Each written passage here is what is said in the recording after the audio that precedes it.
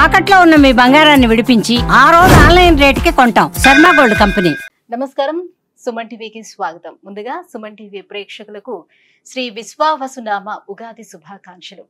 ఈ విశ్వావసునామ సంవత్సరం ద్వాదశ రాశుల వారికి ఎలా ఉండబోతుంది, ఏ రాశుల వారికి ఎటువంటి శుభ అశుభ ఫలితాలు ఇవ్వబోతున్నాయి, గ్రహ సంచారాలు ఎలా ఉన్నాయి, అలాగే ఎటువంటి పరిహారాన్ని పాటించుకోవాలి, ఈ విషయాన్ని తెలియజేసేందుకు మనతో పాటు ఉన్నారు ప్రముఖ జ్యోతిష్య రత్న జ్యోతిష చక్ర వైభవ నిపుణ డాక్టర్ రాళ్ళపల్లి రవికుమార్ గారు.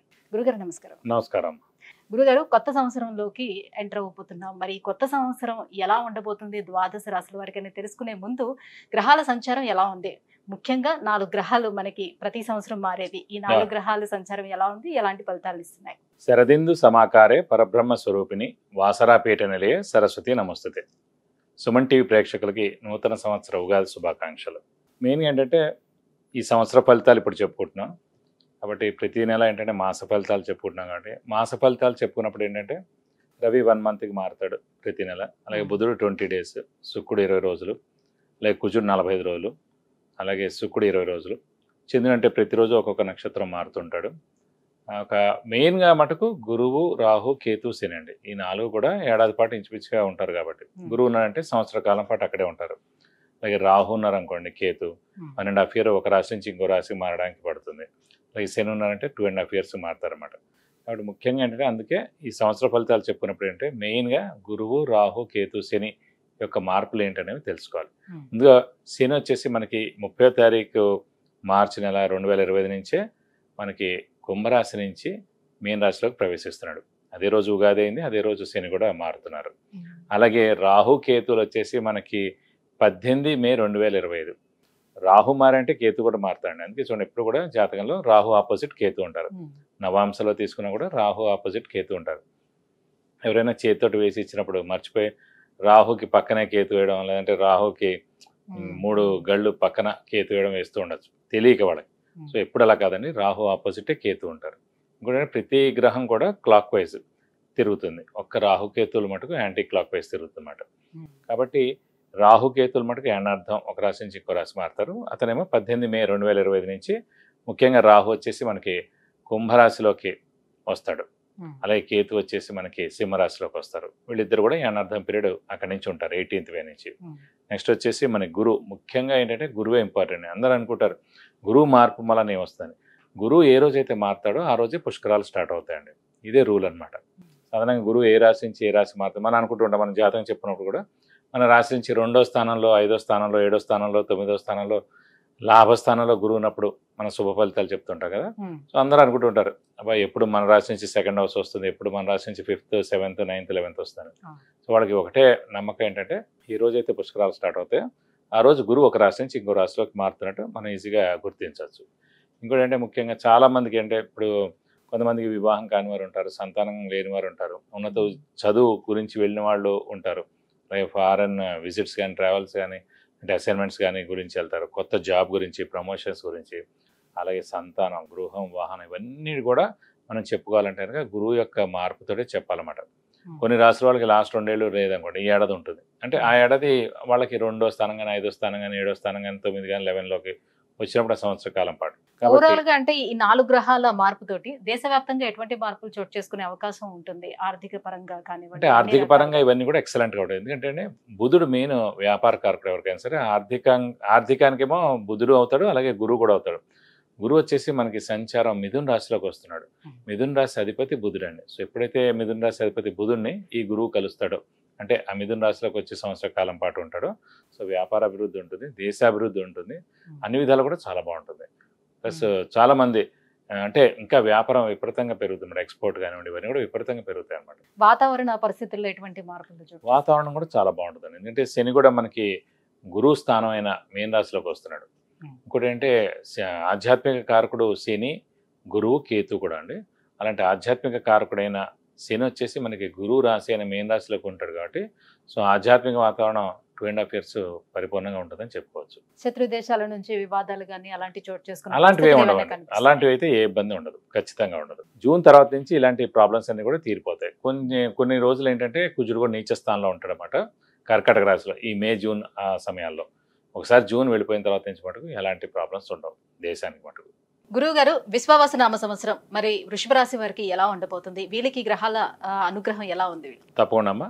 వృషభ రాశి అనగానే మనకి కృత్తిక 2, 3, 4 పాదాలు, రోహిణి 1, 2, 3, 4 పాదాలు, మృగశిర 1, 2 పాదాలు, ఈ నక్షత్రాల సమూహం అంతా మనకి వృషభ రాశిలోకి వస్తారు. ఎప్పుడు చెప్పేది ఒకటే, వృషభ రాశి వారికి మెయిన్గా చంద్రుడు ఉచ్చ స్థానంలో ఉంటారు. చంద్రుడు అంటే మాతృకారకురాలు, సో మైండ్ అన్నీ కూడా కారకుడు. సో చంద్రుడు ఉచ్చలోన అంటే మదర్ యొక్క బ్లెస్సింగ్స్ 100% వాళ్ళకు ఉంటాయి. అలాగే వాళ్ళకు కూడా మదర్ అంటే ప్రాణం ఉంటుంది. కాబట్టి మదర్ బ్లెస్సింగ్స్ తోటి ఫస్ట్ ఆఫ్ ఆల్ ఎప్పుడు ముందుకు వెళ్తూనే ఉంటారు. వృషభ రాశి వారికి, వృషభ లగ్నం వారికి కూడా అలానే ఉంటుంది. వృషభ రాశికి అండి, లగ్నం కాదు. లగ్నం అంటే మన ఇంట్లోకి రాదు, రాశి అంటేనే చంద్రుడు ఉచ్చలో ఉంటాడు కాబట్టి ఖచ్చితంగా. కాబట్టి ఇది కాకుండా ప్రస్తుతం తీసుకుంటే గురువు 100కు 100 ద్వితీయ స్థానంలో ఉన్నాడు. అంటే ద్వితీయ స్థానం అంటే ఇదివరకు కూడా మనం చెప్పుకున్నాం, వాక్ స్థానం, కుటుంబ స్థానం, నేత్రస్థానం, ధనస్థానం.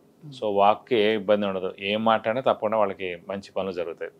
వాక్తో రిలేటెడ్ వాడు, ఫర్ ఎగ్జాంపుల్ మీరు యాంకర్గా అవనివ్వండి, అయితే న్యూస్ రీడర్స్ అవనివ్వండి, డబ్బింగ్ ఆర్టిస్ట్ అవనివ్వండి, సింగర్స్ అవనివ్వండి, అలాంటి జ్యోతిష్కులు అవనివ్వండి, ఎవరైనా సరే వాక్తో పనిచేసే ఏ ఉద్యోగం వాళ్ళైనా సరే అత్యద్భుతంగా ఉంటుంది మేడం. ఎందుకంటే వాక్ స్థానంలోనే మనకి గురువు ఉన్నాడు కాబట్టి. సో అలాగే ధనస్థానం, ధనానికి ఇబ్బంది ఉండదు ఈ సంవత్సర కాలం. అలాగే వాక్ స్థానం, ధనస్థానం, అలాగే నేత్రస్థానం, నేత్రం అంటే కళ్ళు ప్లస్ ఆరోగ్యం కూడా చాలా బాగుంటుంది. అలాగే కుటుంబ స్థానం, కుటుంబ స్థానాన్ని కూడా ద్వితీయ స్థానం అంటారు. సో కుటుంబం ఏర్పడడం అంటే పెళ్లి కాని వాళ్ళకి పెళ్ళి అవ్వడం అనుకోండి, కుటుంబం ఏర్పడడం ఇలాంటివన్నీ జరుగుతాయి. సో కుటుంబంలో కూడా ఏ ఇబ్బందులు ఉండవు. సో భార్యాభర్తలు ఇద్దరు కూడా అన్యోన్యంగా ఉంటారు, ఏ మనస్పర్ధలు ఉండవు, చాలా బాగుంటారు. ఇది కాకుండా మనకి లాభస్థానంలో శని వస్తున్నాడు 30వ తారీఖు నుంచి 2.5 సంవత్సరాలు ఉంటాడు. సో 3, 6, 11 స్థానాల్లో ఎప్పుడైతే శని ప్రవేశిస్తాడో సో లాభదాయకంగా ఉంటుంది అన్నమాట ఆ 2.5 సంవత్సరాలు. కాబట్టి ఇప్పుడు 2.5 years మనకి బెస్ట్ పీరియడ్ వృషభ రాశి వారికి. కాబట్టి అక్కడ గురు బలం 100 ఉంది, శని బలం 100 ఉంది. లాస్ట్ ఇయర్ మేష రాశి వారికి ఎలా ఉందో సేమ్ ఇప్పుడే అంతేండి, నెక్స్ట్ కంటిన్యూ అవుతుంటాయి అన్నమాట ఏదైనా సరే. సో నెక్స్ట్ వచ్చేసి మనకి చతుర్థ స్థానంలో కేతు ఉంటారు, దశమ స్థానంలో రాహు ఉంటారు. ఇది కూడా పర్వాలేదు. కాబట్టి 12 రాశుల్లో బెస్ట్ రాశి ఈ సంవత్సరం మటుకు వృషభ రాశి అండి. కాబట్టి అత్యద్భుతంగా ఉంటుందని చెప్పుకోవచ్చు. శ్రమ, కాలం, ధనం వ్యర్థం కాకుండా ఉంటుంది. అవసరానికి డబ్బులు సమకూరుతాయి, రావాల్సిన బాకీలు వసూలు అవుతాయి, స్పెక్యులేషన్స్ కలిసి వస్తాయి, షూరిటీస్ పెట్టవచ్చును, మధ్యవర్తిత్వం వహించవచ్చును. అలాగే విద్యార్థులకి, క్రీడాకారులకి, రాజకీయ నాయకులకి, పత్రికా రంగం, యూట్యూబ్ రంగం, మీడియా రంగం, సినిమా రంగం అందరికి కూడా అత్యద్భుతంగా ఉంటుందని చెప్పుకోవచ్చు. వ్యాపారస్తులకైతే పట్టిందల్లా బంగారం అని చెప్పచ్చు. కొత్త వ్యాపారం స్టార్ట్ చేసుకోవచ్చు. అలాగే ఉన్నది కూడా ఎక్స్పాన్షన్కి వెళ్ళాలంటే కూడా వెళ్ళచ్చు. అలాగే ఇంట్లో పెద్దవాళ్ళ చిన్నపిల్లల ఆరోగ్యం చాలా బాగుంటుంది. అలాగే విద్యార్థులకైతే సువర్ణ అవకాశం చెప్పుకోవచ్చు. ఖచ్చితంగా మంచి ర్యాంకులు సాధిస్తారు, మంచి యూనివర్సిటీస్లో వాళ్ళకి సీట్ కూడా వస్తుంది. అది ఫారిన్ అయినా అవ్వచ్చు, ఇక్కడ ఇండియాలో అయినా అవ్వచ్చు.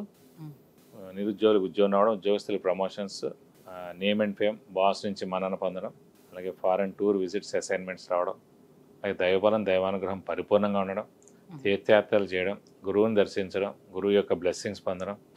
సో తల్లికి కూడా చాలా బాగుంటుందండి. ఎందుకంటే ప్రస్తుతం గురుబలం చాలా బాగుంది కాబట్టి వృషభ రాశి వారికి తల్లికి కూడా ఏ ఇబ్బంది లేకుండా కూడా చాలా బాగుంటుంది. కాబట్టి ఇలా పట్టిందల్లా బంగారం చెప్పుకోవచ్చు ఈ సంవత్సర కాలం పాటు. మరి ఇంకా వివాహ ప్రయత్నాలు, అలాగే సంతానం లేని వాళ్ళకి సంతానం ప్రయత్నాలు, ఇవన్నీ కూడా ఈ సంవత్సరం చేసుకునేందుకు అవకాశం ఉంటుంది. తప్పకుండా. ఎందుకంటే మనం ఇందాక కూడా చెప్పుకున్నాం, ద్వితీయ స్థానం అంటే కుటుంబ స్థానాలు. సో అవివాహితులు ఎవరైతే ఉన్నారో వాడికి ఖచ్చితంగా వివాహం అవుతుంది అన్నమాట. సో కుటుంబం కూడా ఏర్పడుతుంది, ఖచ్చితంగా 100% వివాహం అవుతుంది. ఈ సంవత్సరం మటుకు అస్సలు వేస్ట్ చేయకూడదు ఎవరు కూడా. అలాగే సంతానం లేని వారికి కూడా సంతానం కలుగుతుంది. ఎందుకంటే సంతానం కారకుడే గురువు. అలాంటి గురువు ద్వితీయ స్థానంలో ఉన్నాడు కాబట్టి ఖచ్చితంగా సంతానం కలుగుతుంది. కాబట్టి ఇంకా శుభ ఫలితాలు అంటే ఎలాంటి, ఇప్పుడు ఫర్ ఎగ్జాంపుల్ ఒక వెహికల్ కొనాలనుకుంటున్నారు, ఒక కార్ కొనాలనుకుంటున్నారు, లేకపోతే ఇంట్లో కొత్త వస్తువు కొనాలనుకుంటున్నారు, బంగారం కొనాలనుకుంటున్నారు, ఎలాంటివైనా సరే ఇవన్నీ ఇంకా శుభాల్లోకి వస్తాయండి. సో ఎప్పుడైతే గురువు చాలా బాగుంటాడో ఇవన్నీ కూడా ఖచ్చితంగా జరుగుతాయి అన్నమాట. అయితే మరి కొత్త ఉద్యోగంలోనికి ఒకవేళ మార్పులు చేర్పులు చేసుకోవాలి అని అన్నా, లేదు అని అంటే కొత్తగా ఇప్పుడే ఉద్యోగంలో జాయిన్ అవ్వాలనుకునే వాళ్ళు, సర్చింగ్ లో ఉండే వాళ్ళకి, వీళ్ళందరికీ ఎలా ఉంటుంది? ఎందుకంటే వ్యాపారస్తులందరికీ బాగుంటుందని చెప్పారు కదా. ఇప్పుడు ఎవరికైనా సరే వీళ్ళందరూ కూడా ఏంటంటే గురుబలం మనకి 15 మే నుంచి స్టార్ట్ అవుతుంది కాబట్టి 15 మే తర్వాత ఖచ్చితంగా మీరు జాబ్ అప్లై చేసుకోండి, లేదా ట్రయల్స్ వేయండి, ఇంకో కొత్త జాబ్ గురించి ట్రై చేయండి, ప్రమోషన్ గురించి ట్రై చేయండి. అన్నీ కూడా ఎవరేం ట్రై చేసినా కూడా ఖచ్చితంగా మే 15వ తారీఖు నుంచి ఆ రోజు నుంచే మారుతున్నాడు కాబట్టి ఆ రోజు నుంచి ఎఫెక్ట్ ఖచ్చితంగా వస్తుంది.